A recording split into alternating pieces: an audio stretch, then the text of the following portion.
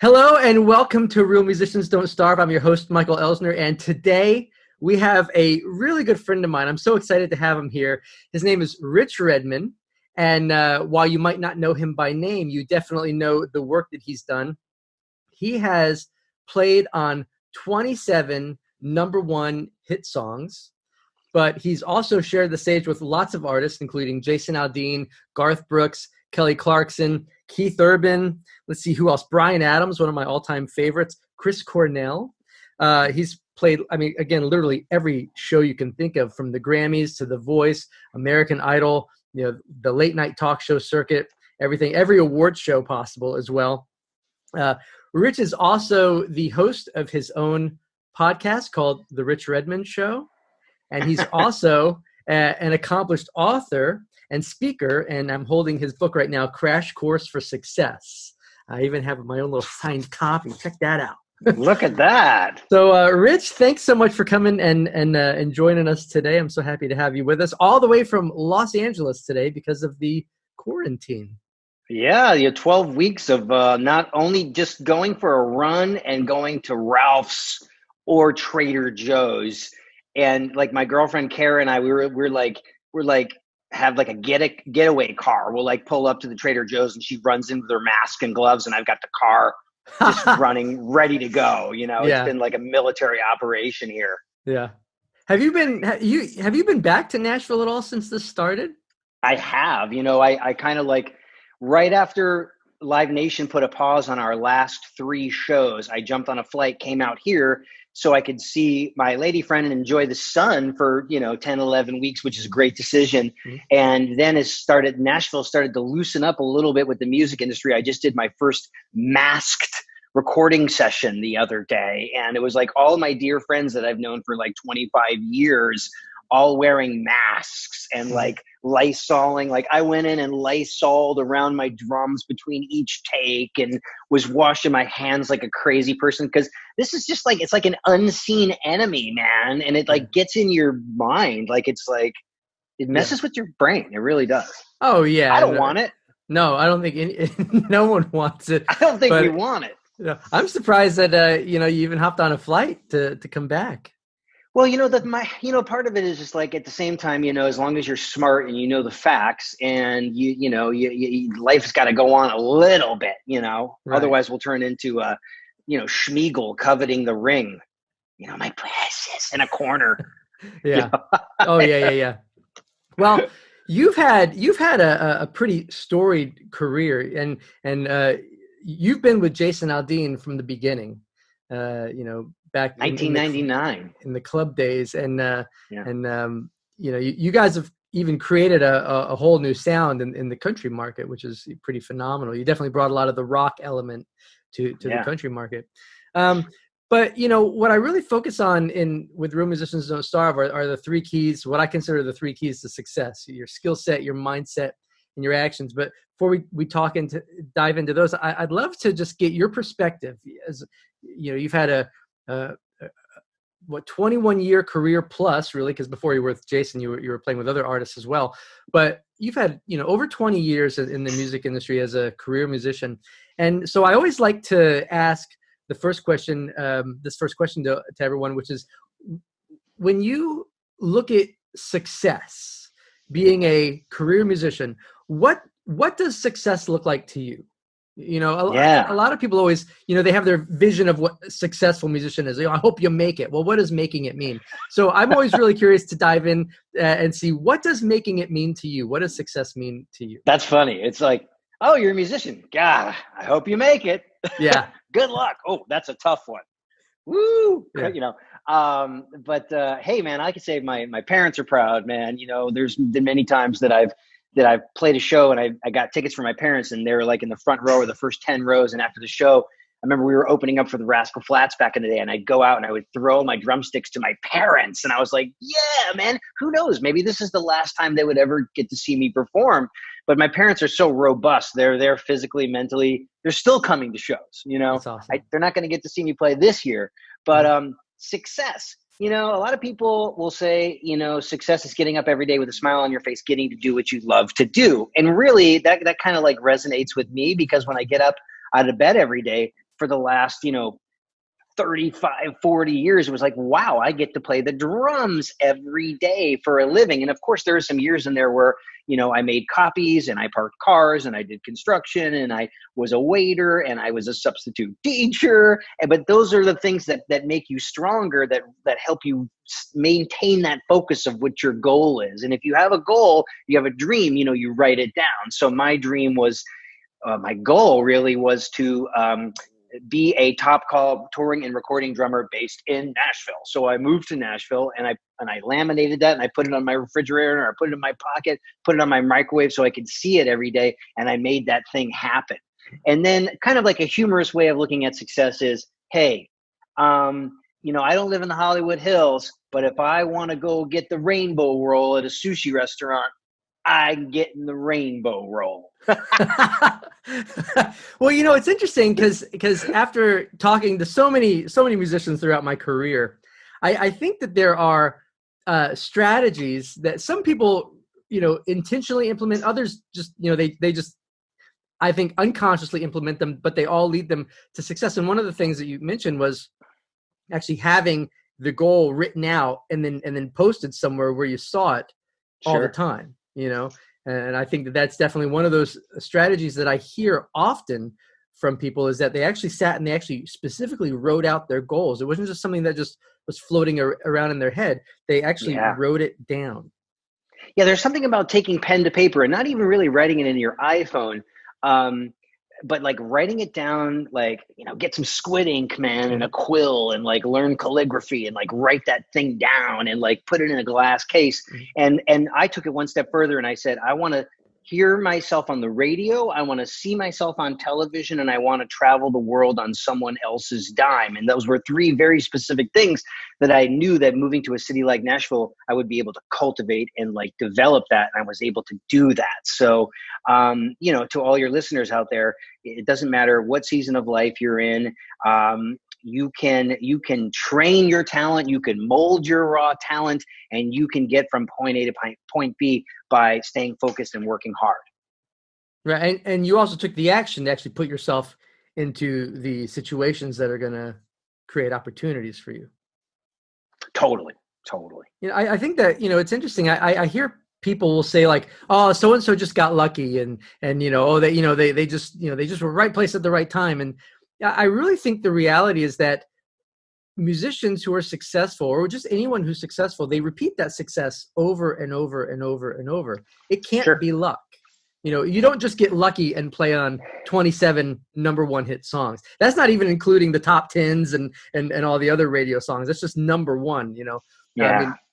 That's not luck. That's actually very intentional. And that's an example of someone who's actually creating their own opportunities over and over and over and over. And there are strategies that you can employ to create, those opportunities for yourself. So aside from like taking that action, I like to talk about mindset too.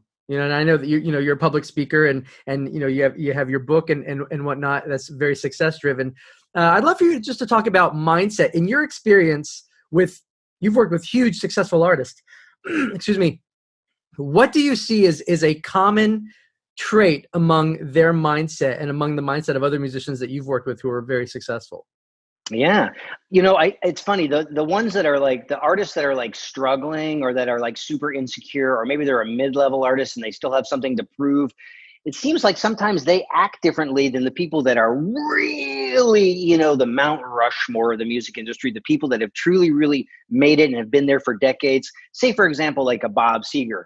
I just did a television show with Bob Seger, but when I showed up, he had a huge smile on his face. He knew everyone's name in the band. He said, I'm a fan. I love your music. Hey, brother, Rich, I love your drumming, man. And there was like, he set the tone and the mood for the experience. So even if you just thought about like, say the CRASH concept for success, which stands for commitment, relationships, attitude, skill, and hunger. So you look at somebody like a Bob Seger, obviously he made a commitment to his craft. He's survived and been in this industry forever. He's cultivated like lifelong awesome, mutually beneficial relationships, had the same band forever and ever and ever, had a great attitude. I got to witness that just by showing up and shaking his hand. He was enthusiastic. Enthusiasm is contagious. He had the skills that he had developed over decades. And we all, if we subscribe to the 10,000 hour rule, Malcolm Gladwell in his book, The Tipping Point, it's just like an idea that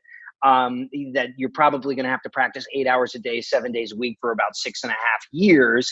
And that's just the tip of the iceberg. And then having that hunger for success, being passionate about something. Bob, he showed his passion, and we worked hard, and it came off great. And that was a Crossroads concert. So yeah, successful people, they show up. They have a firm handshake. They can take direction. They never mail anything in. Every time I play the drums, I'm thinking to myself, this could be the last time I ever get to play my instrument. So go out on a high note like Seinfeld, Yeah. That's a good perspective. The Seinfeld perspective.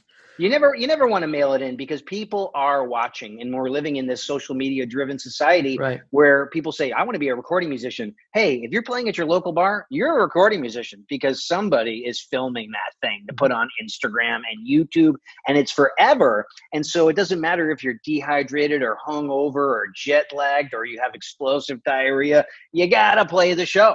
Yeah. The show must go on. Yeah, always. Yeah, absolutely. So, you hit on a couple of good points there.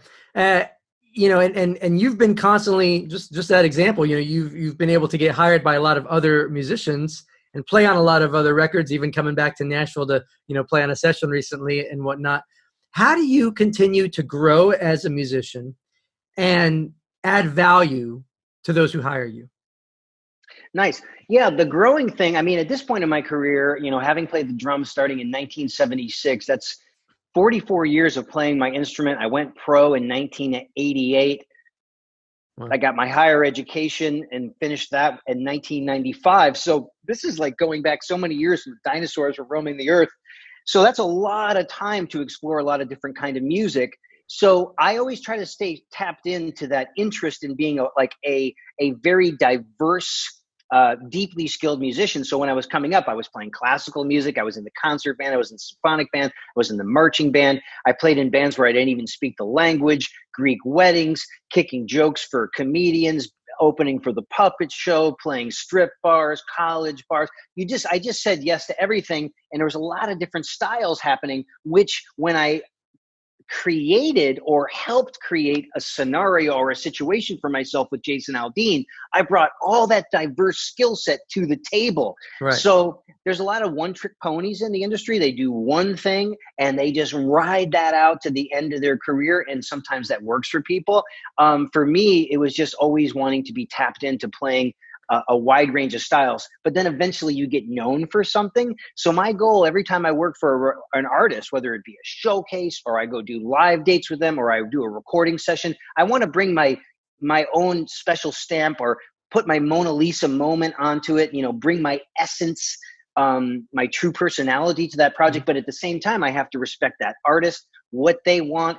We're creating a product, and that artist, they're trying to create a sonic brand, and I'm in the trenches with them trying to help them do that with the producer, the songwriter, their team, the musicians on the floor. Everybody has input, and it's my role to be like the trainer, the psychologist, I'm taking everything in, and I've got to make quick decisions on the floor about what to have. And then like earlier last week, I did this record with this great new artist, Tim Montana, that got signed to a major label in Nashville. And, we all wanted to hug each other and shake each other's hands, but we were all wearing masks and gloves. Yeah. But it was just like, this guy has trusted me to create something for him. And in 4 days, we recorded 17 songs. Wow. That's his record, and that's going to exist. Then he has to go hire a live band. Those dudes got to bring that thing to the table. And so what I played on those 4 days is going to exist forever. That's a massive responsibility. At the same time, I can't let that responsibility get in my head. I just have to live in the moment, song by song, measure by measure, phrase by phrase, and just commit to it, I was working with a producer one time, and he was referring to all the work that he's done with all the other artists. And he had a great phrase. He said, "This is their life." That was the way he looked at working on their albums. Don't mess with it. Yeah. This is their life. Yeah. So at what point, you said you're doing all these, big gigs, or I mean, all these crazy gigs, the college parties and all this kind of stuff. At what point did you realize, okay, in order to get to the next level, I now need to put myself in another position. I need to move to Nashville, or, what was the catalyst for that decision? What was the catalyst for the decision to move to Nashville? Yeah. When I was in Dallas, I was playing with like reggae bands and big bands and smooth jazz groups and playing jingles. And I was teaching at the cool school, and I was in the cool top 40 band, and we learned like Janet Jackson songs and Coolio songs every week, which was great for my skill set and was great for getting those 10,000 hours together. But, unless you're in a city like Nashville, New York, Miami, Los Angeles, Chicago, Austin, and even some of those towns, like I really feel like there's only two cities left for the music business. Yeah. It's like Nashville and Los Angeles. Of course, New York is always going to have great stuff. It's the city that never sleeps, but it's more like there's Broadway happening, or you play in a tri-state area wedding band, and then in Los Angeles, you're the musician that's playing on the Marvel movies, or you're a local gigger, or you have a gig where you keep a place in LA and then you basically live on a tour bus or an airplane. Yep, right. And then Nashville is more fun and approachable because we have such a tight-knit music community, and it's such a small town. So like, say when you and I go to have a Moscow Mule at the Red Door, when we go there, the room is filled with a mix of suits and bohemians and established artists and up-and-coming songwriters and song pluggers, and it's so easy for people to get connected. Yeah. So I just knew that I had to get out of Dallas because there was a glass ceiling. Right. I could have stayed there forever and had that career of playing the drums 7 days a week. But my goal was to hear myself on the radio, see myself on television, and travel the world on someone else's dime. And I knew that I was going to have to change locations for that. So 3 auditions later, Deana Carter, Barbara Mandrell, Trisha Yearwood, I didn't get those gigs. I was always the runner-up because they were like, we love this guy's drumming, but he lives in Dallas. They should have just said, Rich, move to Nashville tomorrow, and you got the gig. But for some reason, I was being tested. The big G, my superpower, my higher power was like, you got more dues to pay. Mm-hmm. So you're going to have to sell everything, pack up your truck, give your band 2 weeks notice, move to Nashville, and start waiting tables. Now, imagine if you'd have gotten one of those gigs. See, I think about this all the time. I think there's a lot of rejection in the music industry. And oh man, I'm so glad you said this, because this is a great transition into this next question. There's a lot of rejection in the music industry. Sure. And that has a tendency to really bring a lot of people down. Oh man, I did 3 auditions and I didn't get any of them. I'm not even going to go there. Screw it. I'm done, right? A lot of people will throw in the towel. But just think of it like this. Imagine if you'd have actually gotten one of those gigs. You would have never met up with Jason. The Aldean thing would have never happened. You would have never been a part of it like you have been, right? Where you're actually a band member. And you do something very rare with Jason that a lot of touring musicians don't do, and that is play on the artist's album. A lot of touring guys who are out there, a lot of people don't know this, but a lot of touring musicians who are out playing for the artist don't play on the records. And there are very few artists who actually use their touring band to create the sound of the songs, and they use that band in the studio. Jason is one of them. And I actually think Jason was one of the first people in the country market to really do that continuously. You've played on all of his records. Yeah, it's the same core group of guys, and I can't take full responsibility for that. It really does fall on the shoulders and the insights of the artist, Jason Aldean, who likes his live band, likes the different take on things, and that we weren't session musicians that were booked 3 sessions a day for 20 years, because playing 3 sessions a day for 20 years could sometimes suck a little the fire out of you because it just becomes such a job. Yeah. And then also Michael Knox, his producer, who was just like, you've got your band right here. I've seen you guys play this live.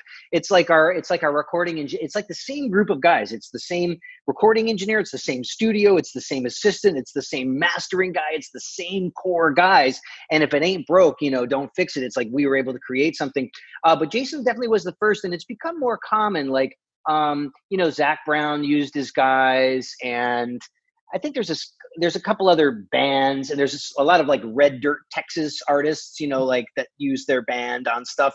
It just creates more of a morale and an ownership and a feeling of a community when the band plays on the recording.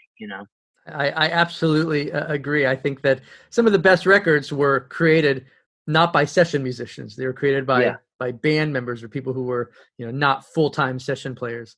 Hey, I wanted to press pause on this podcast for a second and let you know that if any of your goals over the next year include recording and releasing a new album, generating placements of your songs on TV shows, films, and commercials, building a fan base that will sustain your career, or just transitioning into full-time music, I want to invite you to my special workshop, Real Musicians Don't Starve.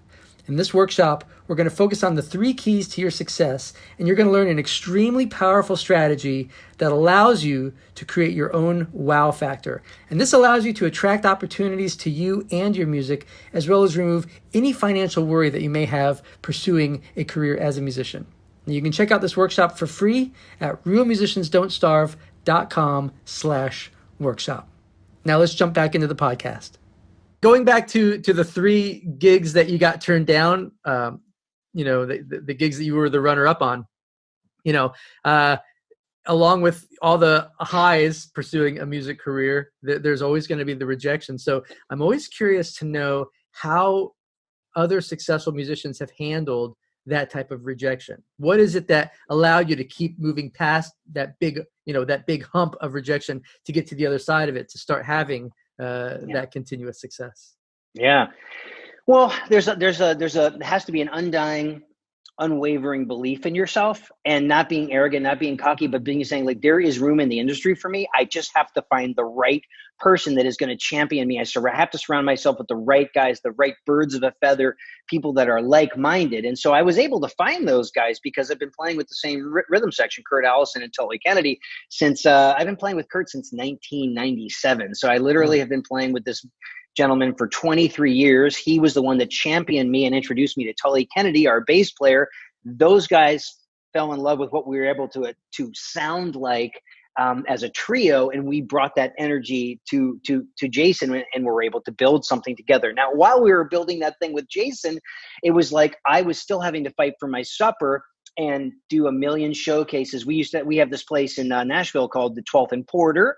We have a club called Third and Lindsley. We have a club called the Sutler. We have a club called Douglas Corner, which might be closing now after like 37 years, which is very sad. But we would just live in those places and do these showcases for all these label suits that would come out with the cigar. And, you'd play the 6 songs like your life depended on it. And then I would go and I would just play with anybody and everybody, just kind of spreading my seed, letting people know that, hey, I exist. You can count on me. And it's just time in the trenches. And sometimes people need to have your name heard and that have your story corroborated by other people 10 times before they'll put your faith in you. Right. And so it's a marathon, not a sprint, but I do say you do have to fall in love with rejection and have thick skin. And I was listening to a podcast by this great new acting coach here in LA, and he's made $1 million over the years doing commercials. And he said, it's not really rejection. You're not a reject. You have everything you need to be successful.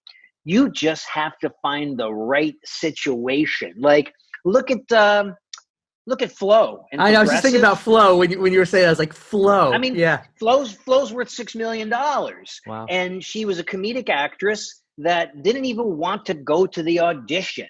But she went to the audition and it changed her life forever. Yeah. So everything happens for a reason, but you just can't stop. You have to stay positive and you have to keep moving forward and just making those improvements every day, working towards a goal. The only show that I ever recognized the Flo girl in was Ben Stiller's The Heartbreak Kid. He was there. Yeah.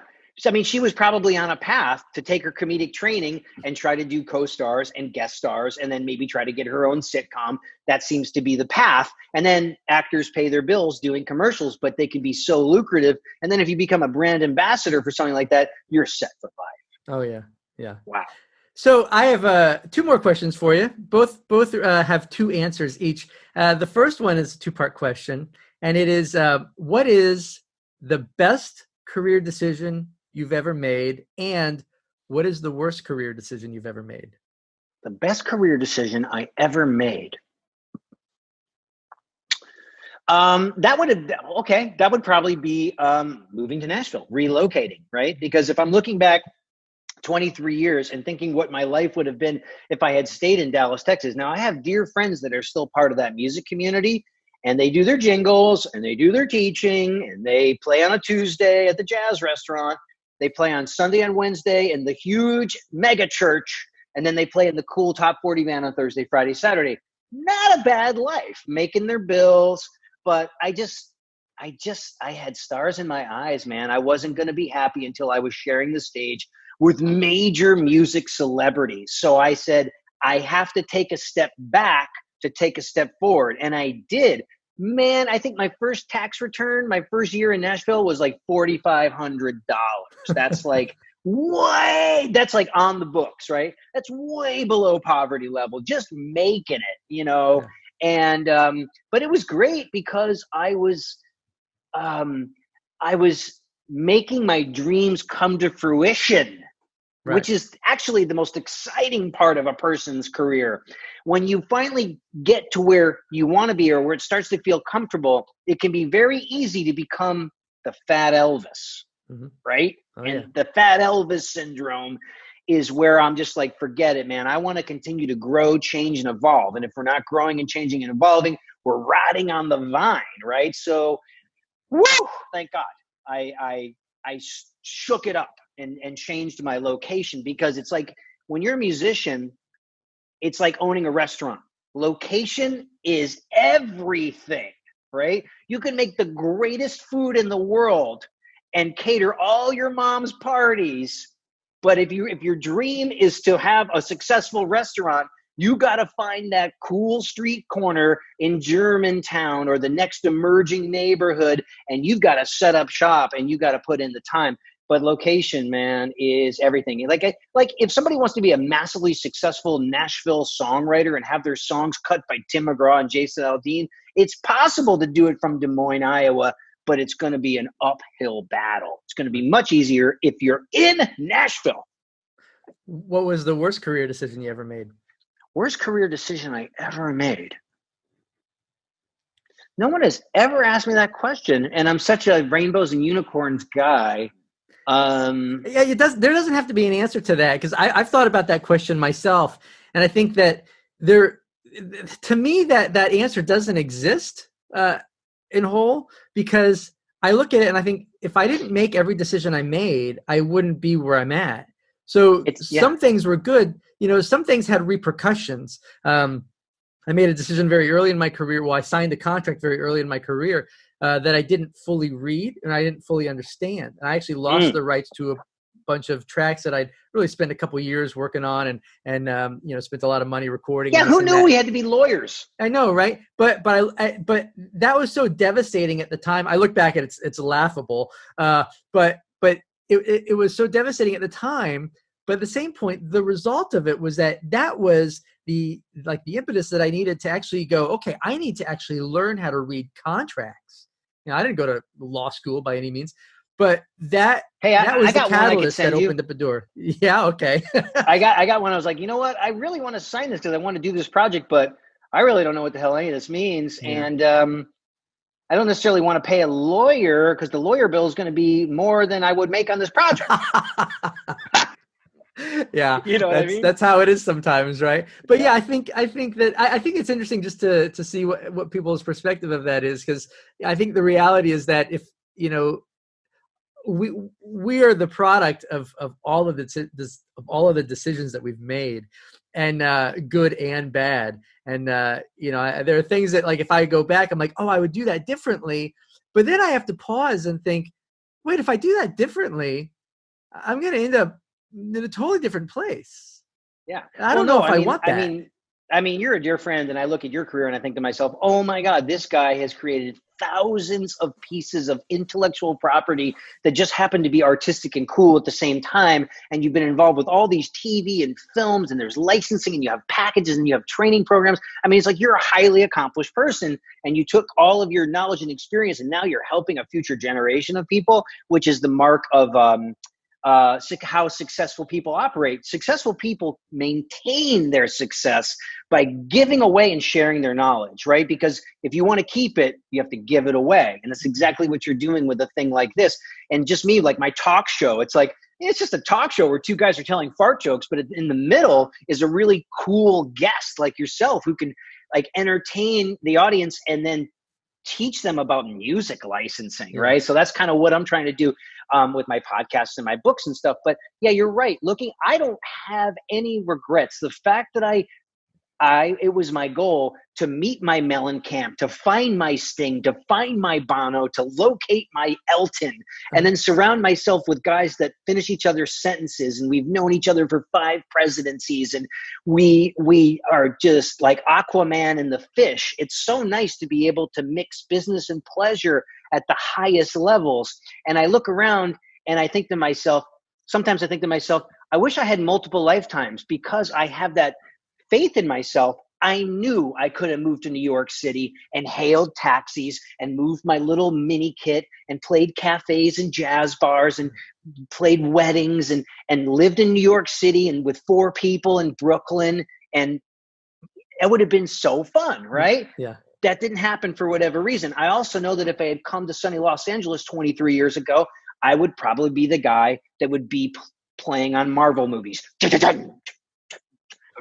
You know, I would have worked my way up to that, right? And so, but that would have taken 20 years, just like my path in New York would have probably taken 20 years. But what happened is I met this guy that sings, that has a unique voice. He's in the Georgia Music Hall of Fame. He's got these right influences that mixed with Tully, who grew up on playing like, you know, classic rock and old country. And then I'm coming from like the Police and Van Halen, and then, you know, and you put it all together and it's like, you got your peanut butter in my chocolate. You got your chocolate in my peanut butter. And it just worked out the way it was supposed to work out, you know? Yeah. That's awesome. Yeah. If you changed anything, it kind of goes back to those 3 gigs that, you know, you didn't get. If you'd have gotten one, then ultimately this gig would have never presented itself. Yeah. You know? I mean, I'd still love to go play on Marvel movies. I just know how that hustle works. It's like part of the whole thing is being self-aware and understanding how the business of music works. Like in the next 5 years, if I made it my goal, could I start playing on major soundtracks? Yes, but it would be difficult because they're like, but aren't you that touring guy that's gone like 160 days a year? And so if the call comes in and you can't do it, they're like, next. You know how many great drummers there are in Los Angeles that can read like, you know, flypaper. Yeah. And so it's like you have to kind of like choose your battles, and like, thank God I'm in a position now where people know that I do this version of country rock drumming with a different slant, and people still want me in the room to do that thing, you know, so I'll take it. When it comes to doing the TV shows and whatnot in the films, I remember the summer of 2007, I got hired to go to a composer's studio and play on a film, and I'd never played on anything for him before. And I remember when he came to the door and opened it up, it was like right below the Hollywood sign. Actually, it was an amazing house. Awesome. And I remember the very first thing he said to me, it was the summer of 2007. Of course, the summer, you know, people are out on the road. The very first thing he said to me is, he goes, "Man, I'm so glad you're in town. All my other guys are out on the road right now." And I think he meant that as a compliment, but I took that as like, oh, so I'm your last call guy. But, you know, what's funny is I then became his first call guy from that point on until, I'm still playing on projects for him now, 13 years later. And so there's a lot to be said about being available, that if doing the studio thing and whatnot. Yeah, you have to be available for that. It's the out of sight, out of mind. If you're out touring a lot, at least in the TV world, it's difficult because that world works very quickly. Mm-hmm. They need music yesterday. records, it's a little different. There's a big timeline for those, But I have one more question, then I want you to talk about drumming in the modern world and your crash course for success. So my last question to you is, and I asked this to everyone as well, if you could go back and sit at a diner across the table from 20-year-old Rich, what are two things that you would tell yourself at 20 years old? Two pieces of advice that you would give yourself. 20-year-old Rich probably wouldn't have gotten married the first time. I would have said, don't get married the first time. And then I would say, don't get married the second time. Okay. But at the same time, can't be so hard on yourself. Everything happens for a reason and helps shape and create the person that is sitting in front of you right now. We all have our unique stories to tell that shape our perspectives. And, I'm excited about the next 25 years and the things that I want to do creatively and how my drumming is going to evolve and how I can help music evolve and other creative outlets, that I'm working on. But for the most part, I'm pretty happy with the way things have worked out. Yeah. You say that, and I'm immediately thinking about a documentary, a Rush documentary, where there, Neil Peart, obviously, amazing rock drummer, is talking about how he went and started taking drumming lessons from this jazz drummer, Freddie Gruber. And just learning like the space in between the notes, and here he is, this massively accomplished drummer who's influenced thousands, tens of thousands of drummers throughout his career. And he's, now, or, at the time he was, learning now a whole new style from another expert. And he was probably in his mid 40s to 50s when he started taking lessons with him. Yeah. So it's what they, at our age, is what they call continuing education. You know what I mean? So like, I'm open to all new things. Like, so I've been studying acting for 5 years, and I have this great acting coach, and she's like, Rich, I want you to get a book called Drawing on the Right Side of Your Brain.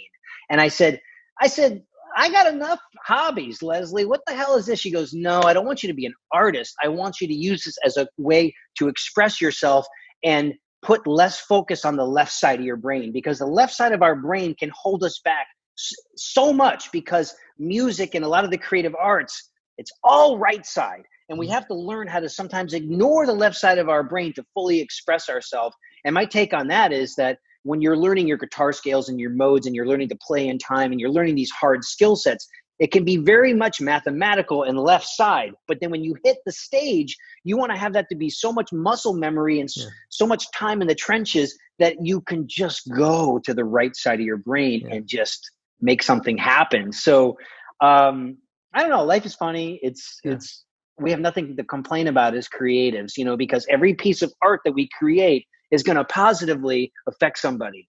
And that really kind of goes into my whole mantra for living, which is my goal in life is to affect people in a positive way and change their lives.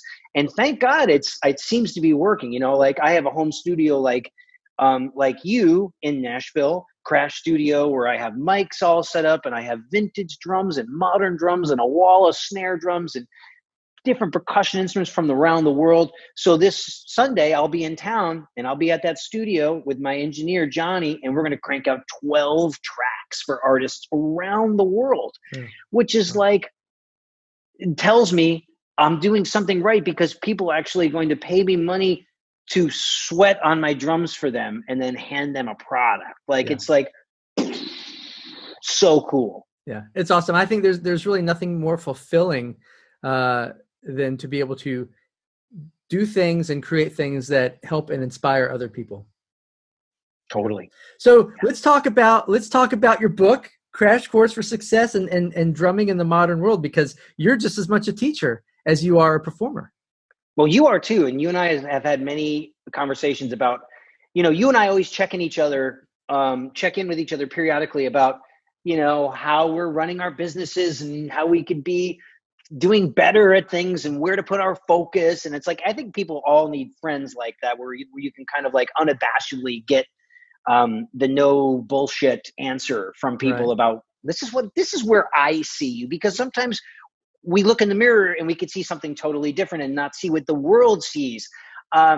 but I'm self-aware enough to take the advice if I can from people. But the Crash book came a decade later after being a motivational speaker. So I started my motivational speaking business easily over a decade ago, and I based my whole speaking philosophy on this CRASH acronym: commitment, relationships, attitude, skill, and hunger. It works for a 5-year-old. It works for a 50-year-old.